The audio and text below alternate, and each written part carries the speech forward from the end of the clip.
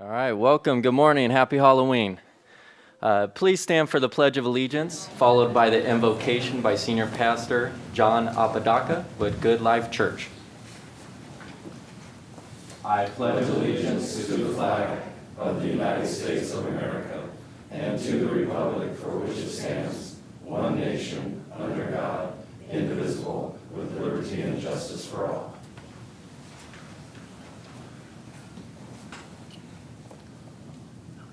That's your cue. Good morning. Let's pray. Lord, we come before you today asking that you bring unity to our leaders that govern us. We ask you that you give them wisdom and direction to make the proper decisions for our community. We ask that you give us a heart for the people that we lead and serve on a daily basis. In Jesus' name we pray. Amen. Amen.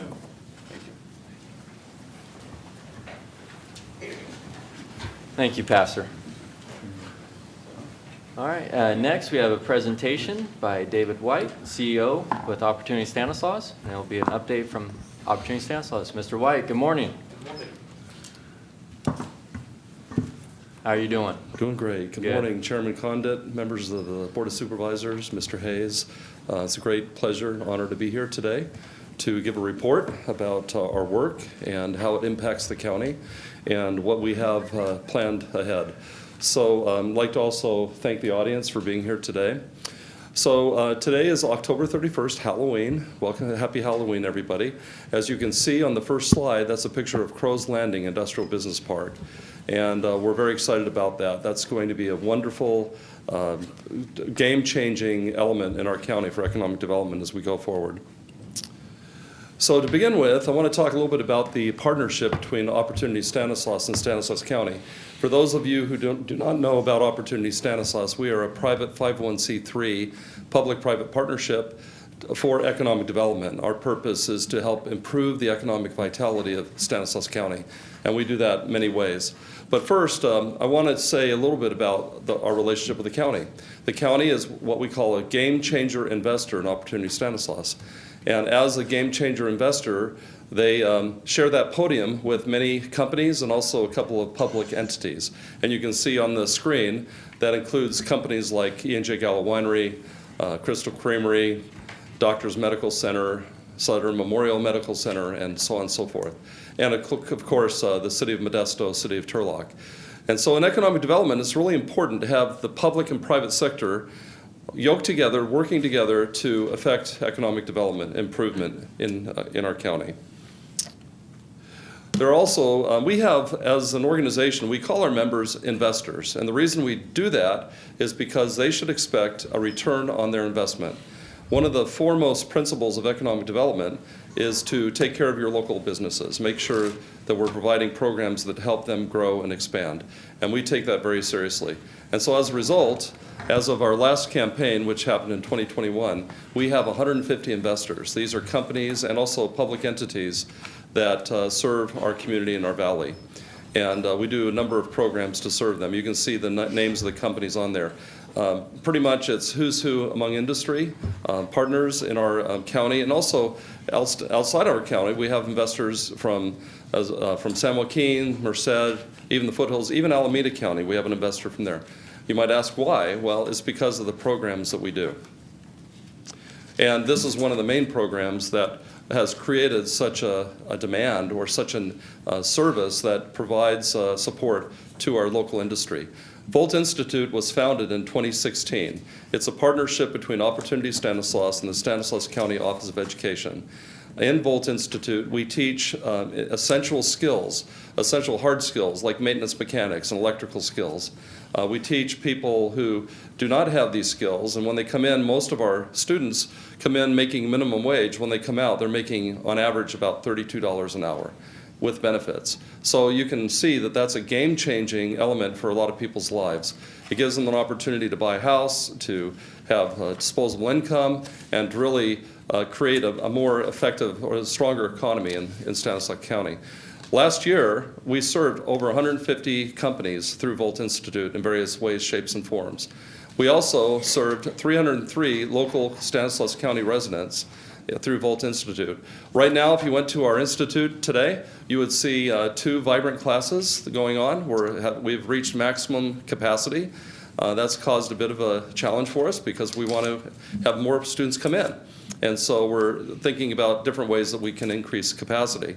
One of the greatest, most exciting ways to increase our capacity is through our new program called Volt on the Go. We received an EDA grant to help us purchase equipment where we can take our Volt training on the go to a company doorstep or to a community center in Patterson or in Houston. And we also recently received a $100,000 grant from an outside source to provide free training to people who are refugees or to the homeless community. And so we're very excited about providing this training to some of our neediest members of our society. And so that's going to be something that you'll see expand as we go forward. And as we speak, the equipment's coming in. We'll be offering this new training program to our Stanislaus County residents. Volt Institute not only helps with hard skills, but also helps with leadership skills.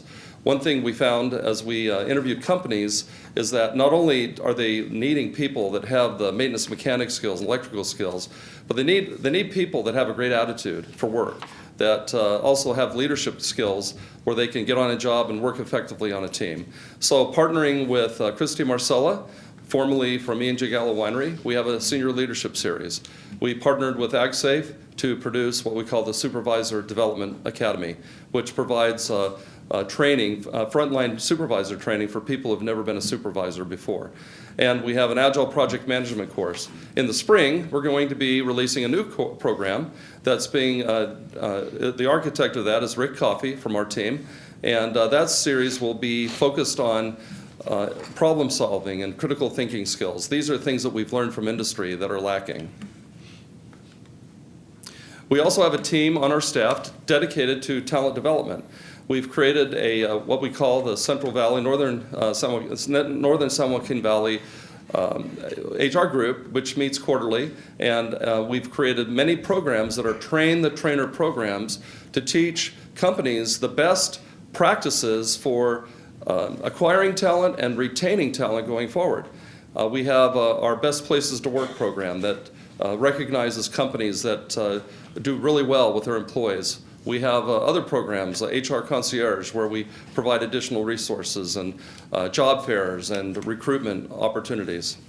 Last year we served 164 companies through our talent development programs. Economic development. We call this economic vitality. And in terms of traditional economic development, it's called business retention, attraction, and expansion. We're looking for companies that are expanding. We're working with several companies through expansion right now. But also we've had a lot of success in attracting companies from outside Stanislaus County this last year, including providing support for Amtech, Divert, which is in Turlock, MJ Research, which is in Houston. They bought the old DFA facility in Houston. BioDev Company, a company we're working with right now. And of course, support for the Crows Landing Industrial Business Park. I've had the honor and pleasure of serving on the EFID for the Crows Landing Park for the last few years. We're very focused, like a laser beam, on attracting companies that fit the Stanislaus 2030 model. Companies that will provide higher paying jobs, and also companies that are in the bioeconomy, the circular economy, working very closely with Beam Circular, and I'll talk about that in a minute. We want to attract jobs to elevate the performance of our county economy. And so we're looking at companies from the Bay Area that need to expand, that pay higher paying jobs, offer higher paying jobs, companies that are in the biocircular economy, companies that are in advanced manufacturing, and also back offices. So this is what our focus is. Of course, any company that wants to come to Stanislaus County, we're going to serve them 110%. But in terms of our proactive efforts, these are the kind of companies we're going after. Community projects. If we have a nice community that has nice community assets, it attracts people. It attracts people with advanced degrees because they're looking for a place where they can raise their family and have access to these wonderful amenities. So we are taking a lead role in a new sports center in Turlock. we're supporting the Celebration District project in Modesto. And we were very much behind. And in fact, we had the Modesto Children's Museum staff come to our board meeting several times. And we helped them with the Modesto Children's Museum. So we're always looking for projects that will enhance the quality of life. Because talent follows place, and place follows what we do in our community to make it a better place. We are the host to the Valley Sierra Small Business Development Center. SBDCs are throughout the country. They have a host organization. They receive funding from the SBA, Small Business Administration, and they provide free technical business consulting to small businesses throughout our county, throughout our state, throughout our country. We happen to be the host to the Valley Sierra Small Business Development Center. The impact of our SBDC is huge. You can see last year we served 820 unique clients. That means 820 different small businesses in Stanislaus County. We were involved in helping 62 new businesses get started and supported over 3,000 jobs through our SBDC efforts. We had all sorts of workshops and training programs and online webinars. And in those webinars, we served over 1,800 different small business owners. So our SBDC is high performing. They're focused not only on the businesses throughout the county, but they're also focused like a laser beam on those underserved communities to make sure that we're providing services to people who may have barriers, like language or transportation or childcare. And I'm very happy with our staff. Herman Zavalza is the SBDC director. He and his staff, they take all sorts of awards. They're one of the highest performing SBDCs in the state. We have a policy initiative. We don't endorse candidates. We don't endorse political parties. But what we do is support positive business legislation that will help the community grow and the county thrive. We supported Measure H for the city of Modesto, which at the end of the day took over 70% of the vote in favor of an increase to help make sure that we were taking care of our public safety and all of our other city assets. And so this, as part of our policy initiative, we have a CEO roundtable that meets quarterly, made up of area CEOs to weigh in on important policy decisions. And we're part of the New California Coalition, which is a coalition of business groups, labor groups, and others that are very concerned about helping California become a better place to do business. We are serving as the incubator for Beam Circular. And Karen Warner, who's the CEO of Beam Circular, we consider her part of our team, and we're supporting her as part of her team and making sure that we're helping the Beam Circular thrive and get forward. Already, Beam Circular has been able to raise millions of dollars that will support the development of the biocircular economy.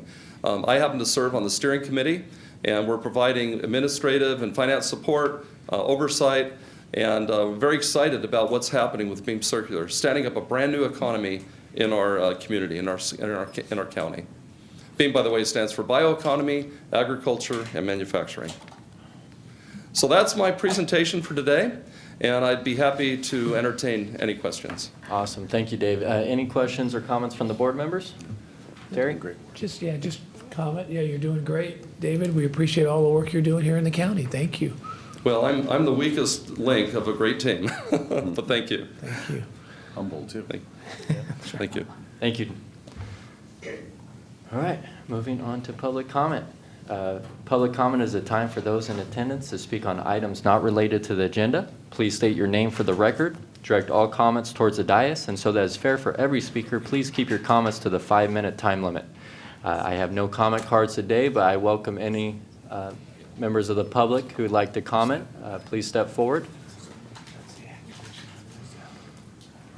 Okay, seeing none, we will go ahead and close the public comment period. We got one. Chance, we got one. Oh, we do have one. All right, come on up. It's my first time here. I was hoping somebody else would go first. Happy Halloween to everyone. I haven't dressed up in a while. Kind of got out of the spirit, but I decided I'd dress up as a clown today. It's not a fun time to be wearing one of these jerseys, but I'll be all right. Please state your name for the record Yeah, I if you got you. I can. got you. I'm going right now. I'm going All right, right now. yeah. My name is Jipjeet. I'm 21 years old. I'm from Livingston. I work at the high school over there doing tutoring and advising. I also coach football there. I have a position as a research assistant under an organization that works through Fresno State. And I'm currently getting my master's right now in public policy and public administration. I came here today to talk about the conflict in the Middle East, which I know is not a popular conversation, but I believe it is serious and can have implications towards us, which is why I'm bringing it up. Not for the sake of formality, not for a show of solidarity, but again, our country's involved in it, whether implicitly or explicitly, and I think that if certain things fall in a pattern that they're continuing to go to right now, it can affect our people very heavily, not just in Stanislaus County, but all across our country. I know this is a sensitive topic for some people, and it may be, depending on where you're from or where your family's from. So I'm not going to talk much about the situation, but I will give out a couple things that have been happening that I believe are pretty serious. I think Israel reserves the entire right to go after Hamas, the group, obviously, after there was a big attack that happened on their land. But I think cutting off food, water, electricity, and internet for millions of innocent civilians is just a little bit too far. Not a little bit too far, I think it's way too far. There's around 10,000 innocent civilians currently dead in Palestine, the majority of them being women and children. And this might be happening on the other side of the world, but I think it's important to know, I hope everybody knows that we are directly involved just because as Americans we are paying for it. Our country sends Israel $3 billion a year in aid. Our military generals are currently working hand in hand with the IDF to not just plan this invasion, but also execute this invasion. And our tax dollars also fund their Iron Dome system, which provides protection against missiles and rockets and other potential air attacks. And so, yeah, again, me, you all, the people of Stanislaus County and working people all across our country are currently funding a military campaign that has a civilian casualty death rate of well over 90%. And personally, I can't stand for that. The potential complications of this conflict, again, extend far further than just the Middle East. U.S. bases have been struck in Syria. Americans have been injured in those attacks. As far as I know, none have been killed. But I don't think any of our soldiers need to be dying in a conflict that they didn't start. Other rebel groups like Hezbollah have engaged in fighting on the Lebanese border. We've sent warships to the region as a sake of just providing protection if need be, and the Chinese have done so as well. Again, very significant escalations. The last time that conflict in this region escalated this far in 1971, the region was at war, similar to how it was now in the Yom Kippur War.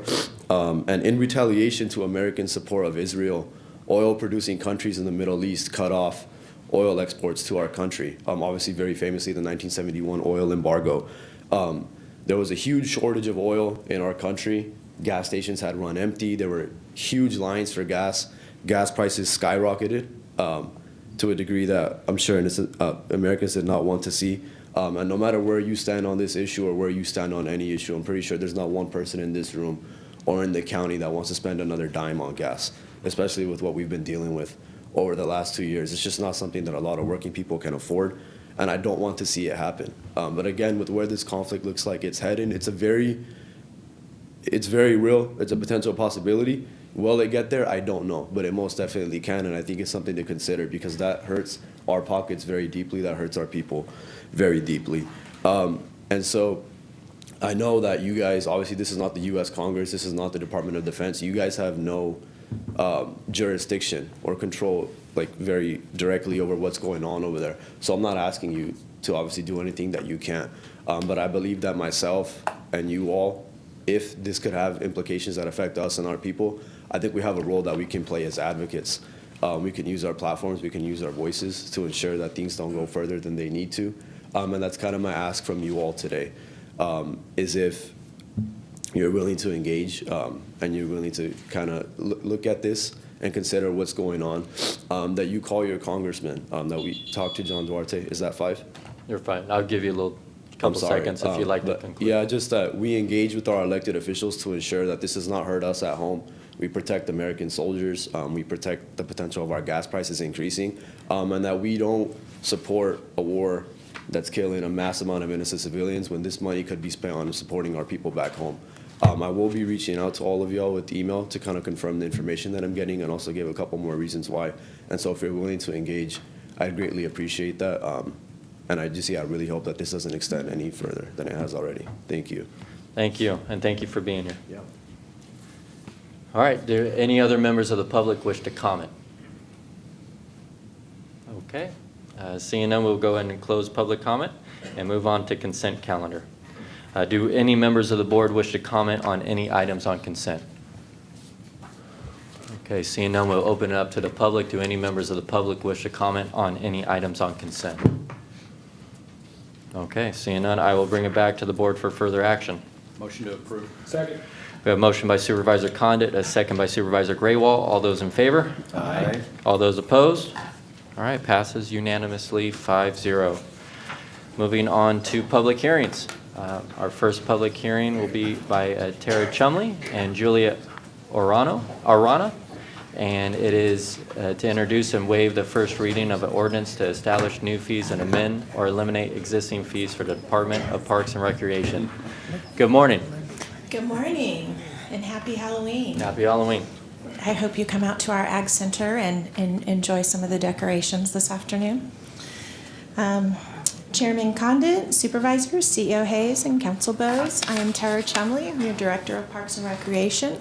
And at the staff table with me today is Julia Rona, our Marketing and Events Coordinator. We're here today to hold a public hearing to recommend changes to Parks and Recreation fee schedule. Our objective is to capture the cost of doing business and generate revenue to support ongoing park operations and services, simplify our fee structure and update terminology, reduce redundancy in our fee structure, and respond to our visitors based on customer survey feedback. A customer survey was implemented last year, and while we received several positive comments about our staff and park amenities, our visitors would like to see improvements in some key areas. Cleanliness is one of our top areas for improvement, and that includes more frequent cleaning services to our bathrooms, campsites, and garbage pickup. Visitors would like to see more enforcement patrol and increased security in the evenings. Our #1 complaint is noise enforcement during our quiet hours. We have partnered with rescue groups to help us control the feral cat population with a catch and release spay and neuter program. And last season, we began extensive tree maintenance. Additionally, our visitors would like to see our signage updated. And finally, visitors traveling from hours away would like more reservable camping options. The proposed fee schedule updates camping terminology and establishes a 3-tier structure for our campsites. This includes basic campsite, which has no fee change. These sites are available in our undeveloped areas on a first-come, first-served basis. General campsite is a new tier based on customer feedback that they wanted more reservable sites available. This campsite will offer features such as a picnic table, fire pit, and numbered space, and will be added to our reservation system in time for our 2024 summer season at a fee of $50 per night. And then lastly, our RV trailer hookup campsites offer picnic features and at least water, electrical, and/or sewer. And these sites are also available by reservation at a fee of $60 a night. Finally, we are reinstating the second vehicle charge that was previously $30 a night to a fee of $20 a night. And this captures the cost of the increase in visitation to our reservoirs. There is still a maximum limit of 2 vehicles per campsite. Our current fee schedule includes different fee reductions and discounts on a line-by-line basis, and the proposed fee schedule will simplify these to a standard that includes a $5 fee reduction for Stanislaus County residents for day use, vessel, and camping. Persons with disabilities, seniors, and veterans are eligible for a 50% discount, and all discounts and fee reductions are available upon request at time of purchase. We will be updating our signage at the entrance stations and share information on our websites informing visitors of our fees and discounts. We have evaluated our current fees for annual passes and visitor usage, along with comparable reservoirs in the area. In our research, past prices granted the use of anywhere from 7 to 15 visits. In our current fee schedule, the day use is $20 and the vessel is $15 are charged different rates. However, the current annual pass is the same. We're proposing that the vehicle pass increase from the current fee of $125 to $140, paying for itself at 7 visits, and the vessel decrease from $125 to $110, also 7 visits. We are also proposing to eliminate the OHV Park annual pass, since our annual passes already grant you access to all 4 of the regional parks, including the OHV parks. We're also eliminating the second vehicle and vessel annual pass. There's a lot of activity and excitement around the waterfowl hunting, which takes staff and time and resources to implement. We evaluated costs to implement the program, and we are proposing a slight increase from $45 to $50 for waterfowl draw registration, which has not changed since 2005. We are also proposing an increase in the waterfowl permit fee that has not been adjusted since 2012. This permit fee will increase from $400 to $500.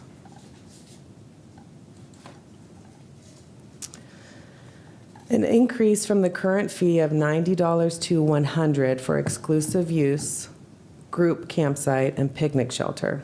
For exclusive use and picnic shelter fees, there's 3 categories: the regular fee, a non-resident commercial fee, and a nonprofit fee. We are recommending to eliminate the non-residential commercial and keep the regular and nonprofit fees. Our online reservation fee is currently $5. We looked at the cost of staffing, training, and software and determined that this did not cover the cost of our online services. We are proposing that the current fee of $5 increase to $8 per reservation. This fee is comparable to other camping facilities providing a similar service that range from $6 to $12 in reservation fees. And finally, our annual fireworks celebration held at Woodward Reservoir will increase from $25 a carload to $30 a carload, to assist in covering the costs of additional resources needed to provide a safe event for the community that includes fire, CHP, sheriff, road and traffic support, and additional staff. The department's operational costs, including staff salaries and benefits, contracted services, equipment repairs and replacement, and general county services, continue to rise. Additionally, visitation has increased, which also adds to the increased need in services to provide an enhanced experience to our visitors. While visitation has increased, our park operation services has not kept up with the demand. The department will continue to work with Chief Executive Office to review our fiscal position and ongoing operational needs to improve our park services and bring back a recommendation to the board at a future meeting date.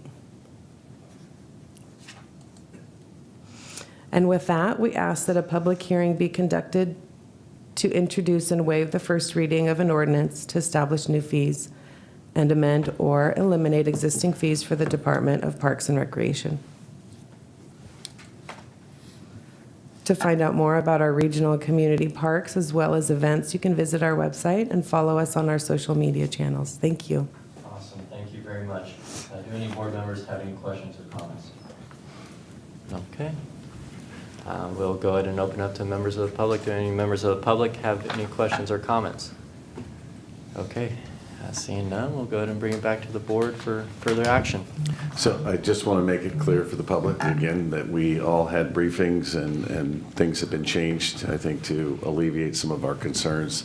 Some fees went down, some went up, and we believe we're covering the cost of the fully burdened cost of what it takes staff. So if there are no other comments, I'm going to go ahead and move this item. I will second that. Okay, we have a motion by Supervisor Chiesa, a second by Supervisor Withrow. All those in favor?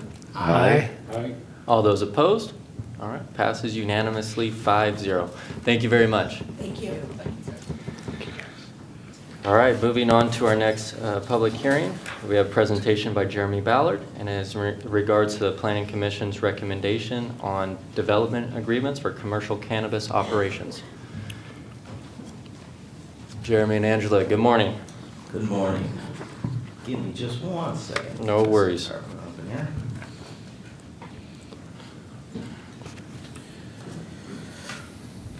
So, good morning, Chair Condit, members of the board, CEO Hayes, County Council Bowes, Jeremy Ballard, Senior Planner, with the Planning Department to present the cancellation of development agreements for non-operating commercial cannabis projects within the unincorporated Stanislaus County.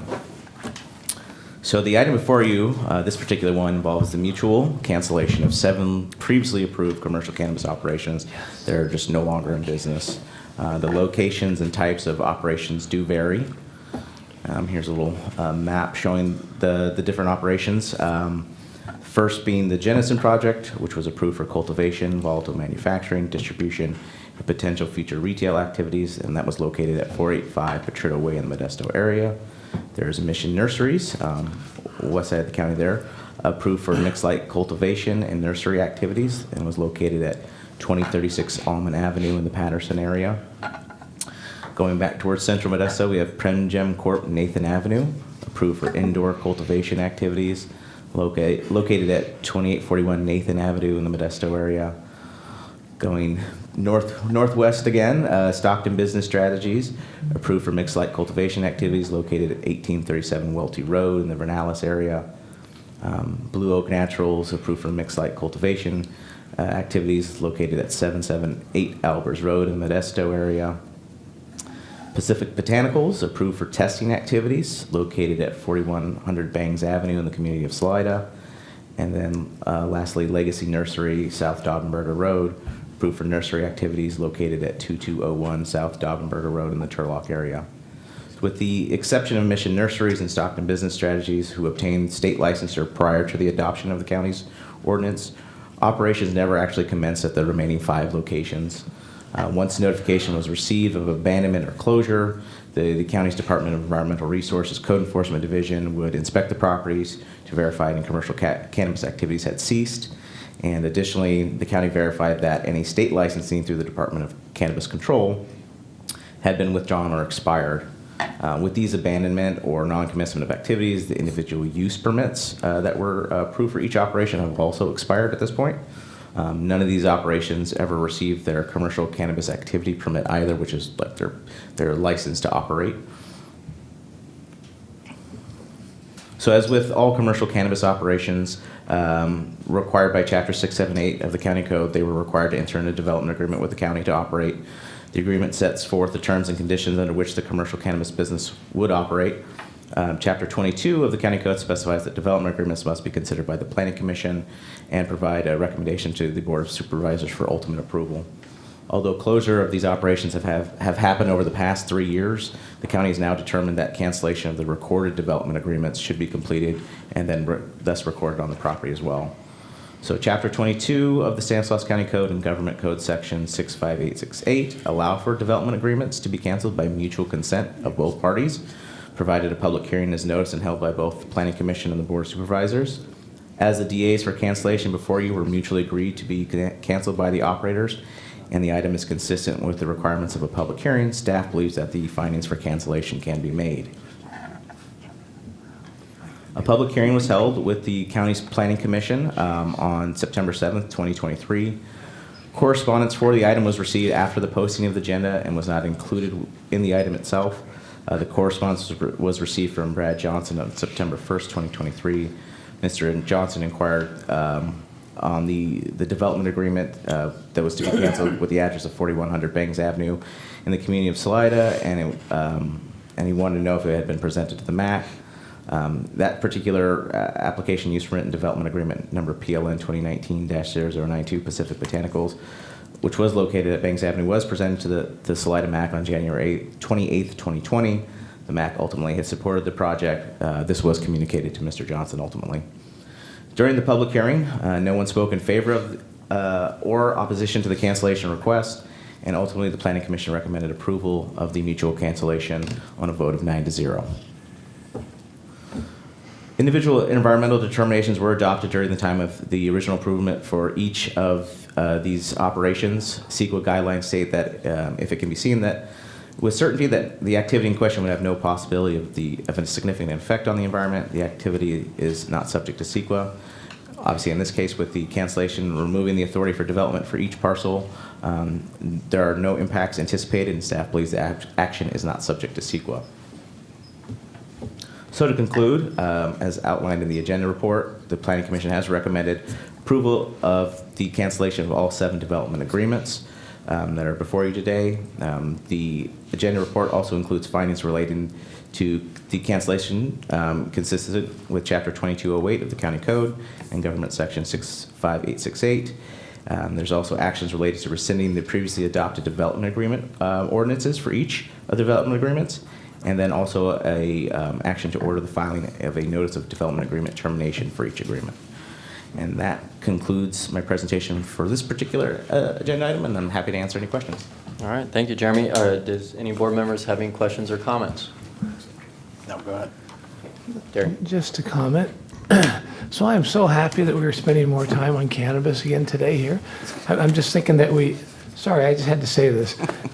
You know, we went through this whole process probably when we approved these development agreements. I think I was probably chair at the time, and I think the majority of my term that year was approving these type of things, and staff time that we spent on all of those. And here we are again, another planning commission meeting had to go through this, another board of supervisors meeting, another item on the agenda, and all time that we could have been doing other great things in this community. Okay, that's it. I'll shut up. Thank you. Thank you, Terry. Buck? No, I don't have anything. Okay. I will say, Terry, that we are doing something we're canceling. That's a good thing. All right. Well, with no further comments or questions, I will go ahead and open it up to members of the public. Do any members of the public wish to comment on this public hearing? Okay, seeing none, we'll go ahead and bring it back to the board for further action. Motion to approve. Second. We have a motion by Supervisor Graywall, a second by Supervisor Condit. All those in favor? Aye. All those opposed? All right, passes unanimously 5-0. All right. All right, as we get into item 6.3, I need to announce the Government Code Section 84308 and FPPC regulations require Supervisor Condit to recuse himself from item 6.3 due to a campaign contribution in excess of $250. And with that, Supervisor Graywall will take over as chair. So I want to comment on that because I think it's, we always talk about the Levine Act, and anytime we receive a contribution of $250 or more, we have to step down. And it is very difficult now going through just our consent calendar, trying to find out who owns companies, because when you're in an election cycle, and I think Supervisor Condit, myself are in an election cycle, and you're soliciting funds and raising money, but trying to find ownership is very difficult. And we're doing the best job we can. And sometimes you're going to see this from time to time because of LLCs and other things that ownership groups we don't always know. And so County Council is doing great work, and I think we're all being diligent about trying to find out who owns.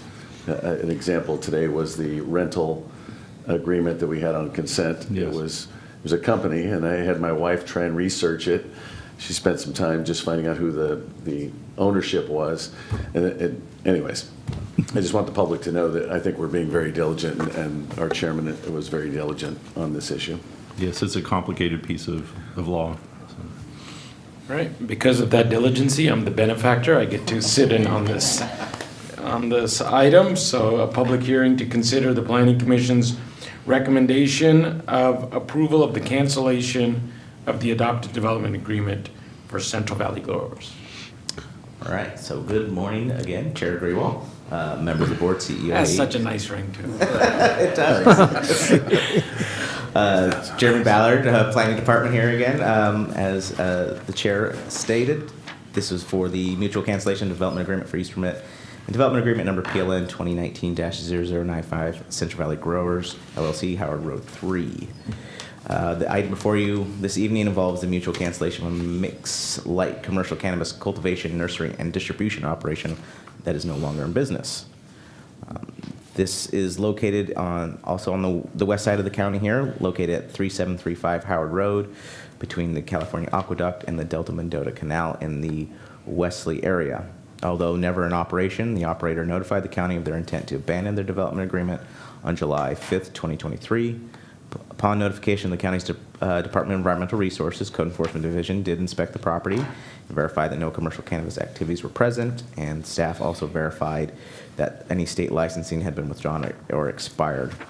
This particular operator, their use permit, because no operations ever took place, their use permit is now expired, and they had never received their commercial cannabis activity permit. Once the cancellation is approved, all entitlements for commercial cannabis activities will have been terminated.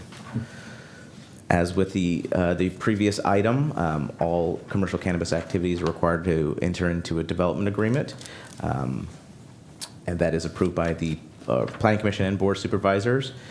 Chapter 22 of the County Code and the Government Code also allows for development agreement cancellation by mutual consent, provided a public hearing is noticed and held by both the Planning Commission and Board of Supervisors. As stated before, as this has been mutually agreed to be canceled, staff believes that the requirements of both County Code and Government Code can be made here. So public hearing for this cancellation was held on September 7th, 2023, and was included with the other other similar DA cancellation requests you just heard. We did separate them for you today for the conflict reason. Again, as it was heard with the other 7, there was correspondence from Mr. Brad Johnson, which was ultimately regarding the Salida MAC presentation for a specific item, which was communicated to Mr. Johnson. During the public hearing, no one spoke in favor or opposition of the cancellation request, and the Planning Commission also recommended approval on a vote of 9-0. Again, individual secret determination was made for this project at the time of its original approval. Being that we are canceling the development agreement, staff believes that the action is not subject to CEQA. So to conclude on this particular agenda item, the Planning Commission has recommended approval to terminate the development agreement. In your agenda packet, there are findings related to the cancellation, findings related to the adopted ordinance and rescinding of that, as well as filing a notice of development agreement termination for the agreement. And so that concludes my presentation for this particular one. Thank you. Any questions from members of the board? Right, if not, I'm taking out to the public. For anybody in the public, any comments? Open the public hearing. Yeah, same thing. Gotta use that gavel. Yes. Opening the public hearing. Steve, you're on the spot. Would you like to say anything? No. Nobody from the public, bringing it back, closing the public hearing. Can I get a motion? I'll make that motion that we cancel. All right, motion by Supervisor Withrow and a second by Supervisor Condit. All in favor? Aye. Aye. Motion passes. You did good. I'm just going to stay here.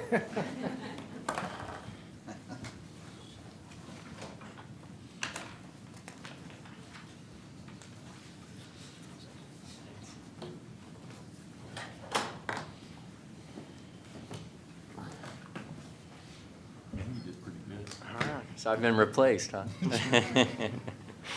I'm like Garoppolo. All right, moving on. Number 4, we proceed forward with Jeremy Ballard, and we have another NDA agreement presentation. Last one, I promise. Okay. At least for today. So, good morning again, Chair Condit, board members, CEO Hayes, County Council Bowes, Jeremy Ballard, Planning Department. This is for the cancellation of PLN 2018-0108 MDF Farms. This item involves the mutual cancellation of a development agreement for a mixed light commercial cannabis cultivation operation that is also no longer in business. The operation was located at 16218 Sycamore Avenue between Fig Avenue and Orange Avenues in the Patterson area. The operator notified the county of their intent to close on June 2nd, 2023. The county's Department of Environmental Resources Code Enforcement Division inspected the property on July 5th, 2023, and verified all commercial cannabis activities had ceased. Staff also verified that the state licensing issued by the Department of Cannabis Control had been surrendered. In this particular case, although the approved use permit had been activated, no commercial cannabis activity is allowed without an active development agreement, which would require Planning Commission and Board approval and also a commercial cannabis activity permit. As with the other development agreement cancellations, the commercial cannabis operations do require a development agreement adoption approved by the Planning Commission and Board of Supervisors, and mutual consent to cancel a development agreement can be allowed provided that a public hearing is held, being that both areas are being satisfied in this instance. Staff believes that the fines for cancellations can be made. A public hearing for this cancellation was held with the county's Planning Commission on October 5th, 2023. During the public hearing, no one spoke in favor or opposition for the cancellation request, and ultimately the Planning Commission recommended approval on a vote of 5-0. Individual CEQA determination was made during the project's original approval, and thus being that the request today is to cancel the development agreement and any development for the parcel in regards to commercial cannabis, staff believes that this action is not subject to CEQA. So to conclude, as outlined in the agenda report, the Planning Commission recommended approval of this particular development agreement for use permit development agreement number PLN 2018-0108 MDF Farms.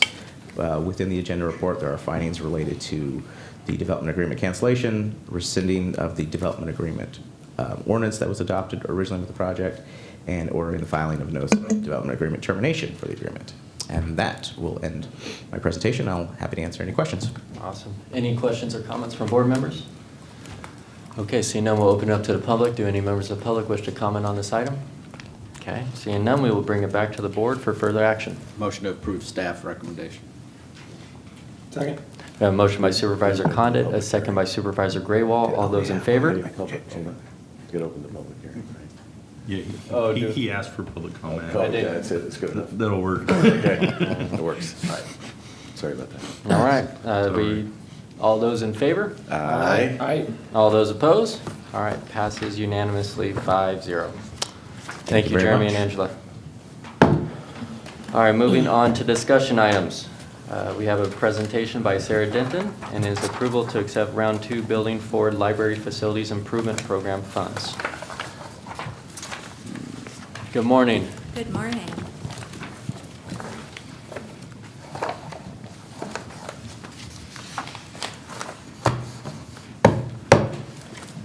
There it is. Fantastic. Good morning, Chair Condit, Supervisors, Mr. Hayes and Mr. Bowes. I am so excited to bring this recommendation to you today. The recommendation today centers on the award of Round 2 Building Forward grants from the state of California. These grants are state funds. They are administered by the California State Library.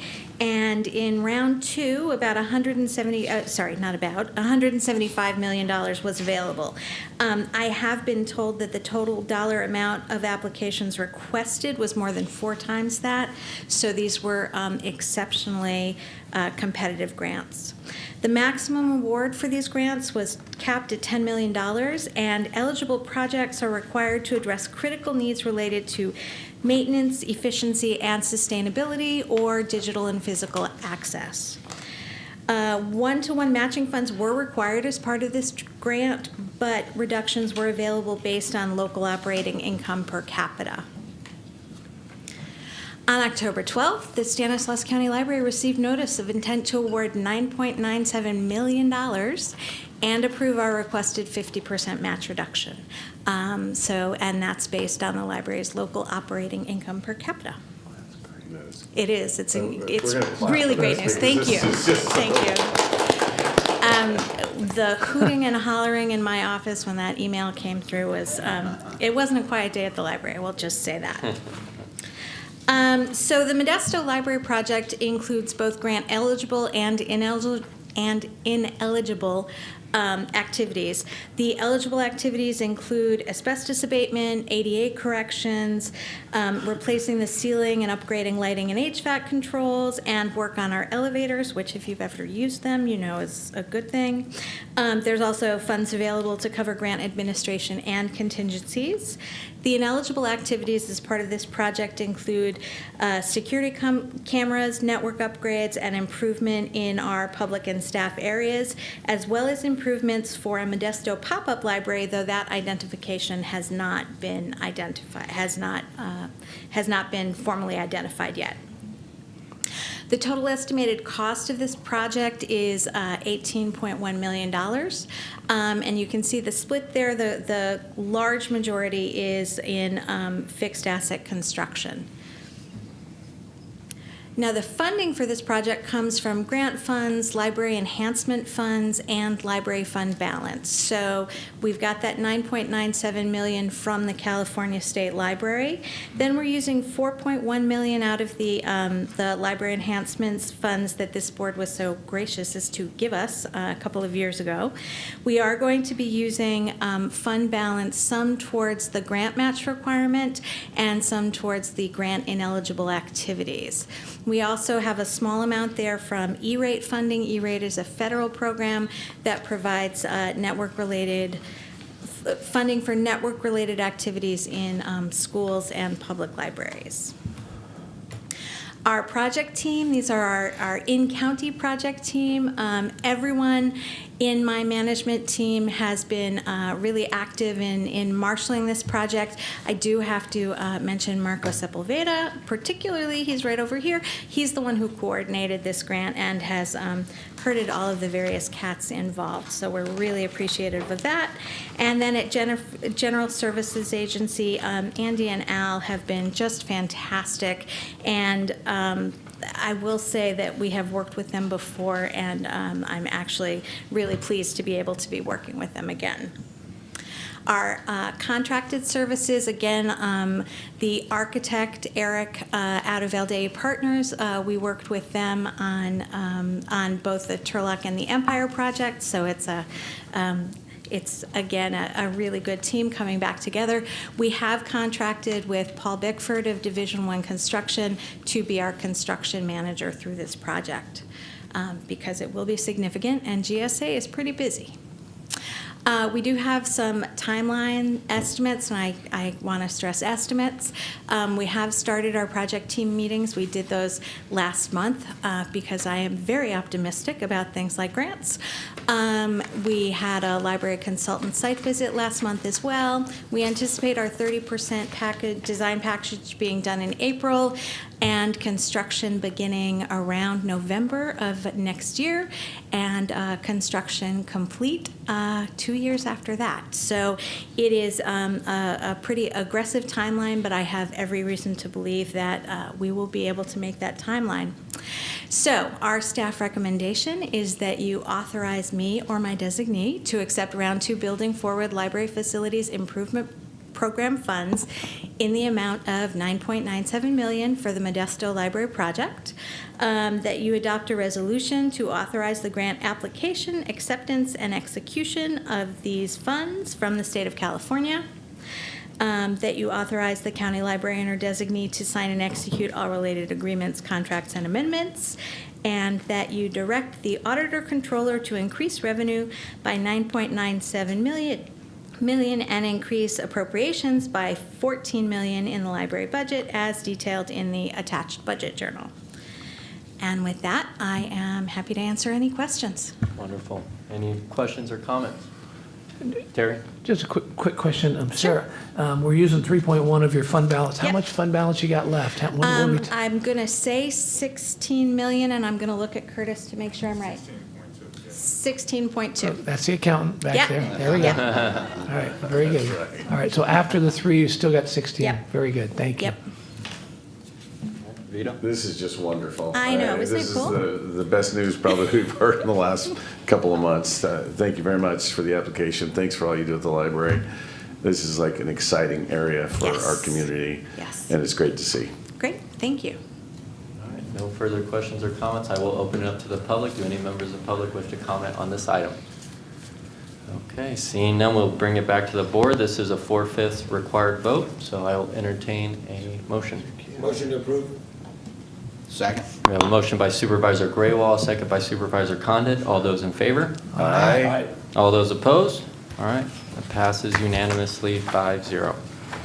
All right, moving on, we have a presentation by Mr. David Lehman, and it's approval to declare an emergency in accordance with the Public Contract Code, Section 22050, for the emergency temporary repairs to Crabtree Road. Good morning. You can just call me Buzzkill or Debbie Downer. Not as good news as getting the big grant for the library. Good job. That's heck of a Halloween costume, Dave. Right, isn't it? Thanks. At any rate, Dave Lehman, Stanislaus County Public Works Director. I'm here with Deputy Director Sam Schroon, and we're going to be asking the board to declare an emergency for temporary repairs to Crabtree Road Bridge over Dry Creek. All right, thank you, Dave. This is the project location map. As you can see, Crabtree Road Bridge over Dry Creek is located just northeast of the city of Waterford. And in this slide here, you also see a photograph of the bridge looking south. So Crabtree Road Bridge is located in the eastern portion of Stanislaus County in between State Route 132 and State Route 120. The bridge is approximately 2 miles north of State Route 132. The bridge is a steel through truss bridge built in the 1920s, and the bridge is currently in the Highway Bridge Program and slated for replacement. As of now, we are approximately at the 100% design phase, in the process of acquiring the needed right-of-way for the project, and also in the process of acquiring the environmental permits so we can get this project into construction. And construction is slated to start summer of 2024 and completed fall of 2025. In September of 2023, Caltrans performed their routine biannual inspection of the bridge and found that there were 17 broken stringers out of the 95, which prompted them to perform a supplemental bridge capacity analysis and determined further load restriction is needed. The original posting of the bridge was 26 tons. And Caltrans recommended or required the bridge to be posted for 5 tons gross load limit. Unfortunately, we got word from our roads department that the traveling public is not abiding by the new posted limits. As such, Public Works decided to close the bridge to traffic as of September 26, 2023. We try not to be over cautious. You know, this is a 23-mile detour out in this part of the county, but yeah, this was a choice we had to make. Yeah, guess whose phone blew up when the bridge closed? I'm sorry. We do apologize. Better your phone. Our phones did too.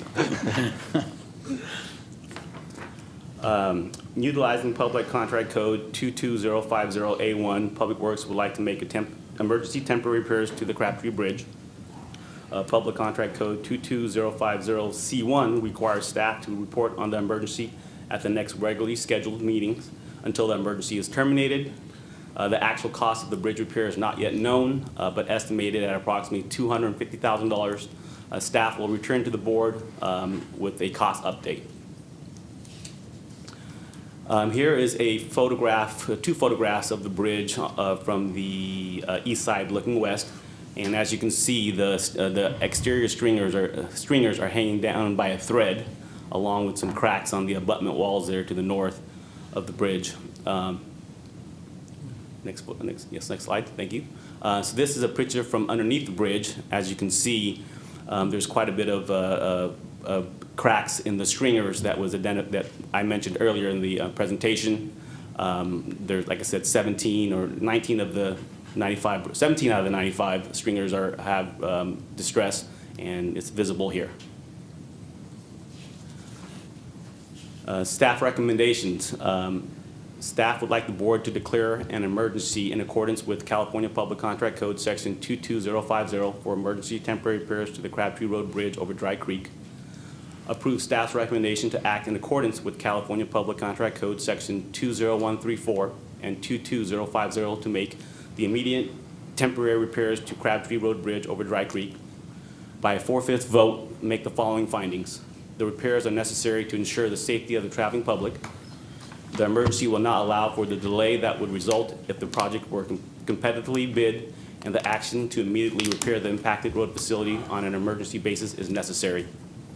Based on the substantial evidence to be set forth in the minutes that due to the nature of the emergency and delay for competitive bidding cannot be permitted, direct the Director of Public Works or designee to serve as the project manager.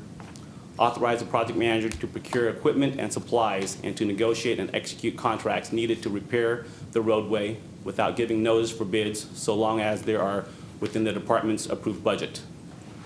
Lastly, require the Department of Public Works to report to the Board of Supervisors on the status of the emergency project at its next regularly scheduled meeting and every 14 days thereafter until the repairs are completed as required by Public Contract Code Section 22020C1. With that concludes my presentation, and we're open for questions. Thank you. Any questions or comments? Vito? Yeah, what's the actual span of the bridge? It's about 100 feet. 100 Just feet. right 100 feet. So there's no quick I-beams across the canal type situation? This is another one where it would probably be handy to have that Bailey Bridge we were talking about for Keys Road Bridge. You know, it's probably about a $600,000 item. And then you could lift this bridge off and throw the Bailey Bridge over, and you'd have your first non-weight restricted and height restricted bridge since 1936. This bridge has been weight restricted and height restricted. 14 foot is a legal height in California. But when this bridge was built, it was wagons and horses. Okay. Thank you. Bug?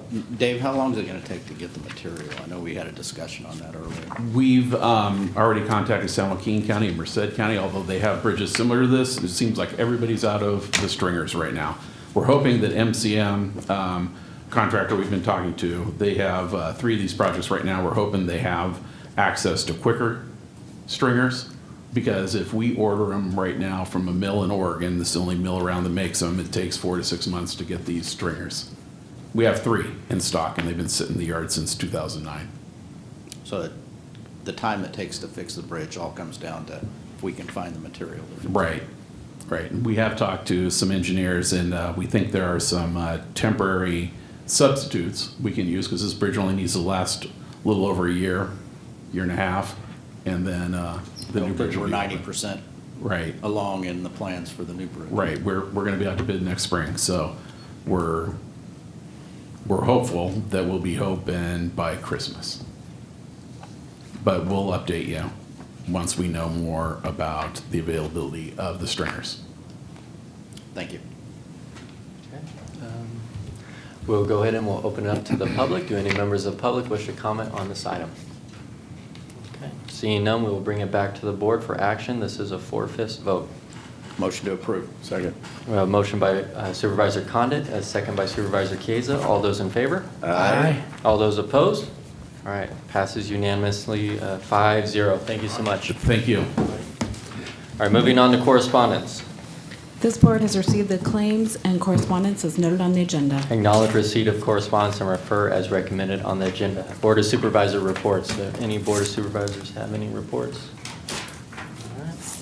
We'll move on to CO Hayes, Legislative, Fiscal, and Management Report. Okay, so no legislative report today, but I would like to make an announcement, skipping down to the announcement section of the agenda, and invite any interested members of the public to our housing summit put on by the initiative Housing Stanislaus. The date of the housing summit is this coming Saturday, November 4th. It is from 8:30 a.m. to 12:30 p.m. at Modesto Junior College West Campus at the Student Learning Center, which is located at 2201 Blue Gum Avenue in Modesto. This is an event that you need to register for in advance, but registration is free, and you can register at housingstanislaus.org. So, thank you. Awesome. And we do have closed session today. Yes, we had closed session. We have a conference with legal counsel, significant exposure to litigation pursuant to Government Code Section 54956.9, subdivision D2 or 3, and we have one matter to discuss there. Do not expect a report out. Thank you. And I do want to thank Deputy Murphy today for watching over us, and we will go ahead and adjourn this meeting at 10:13.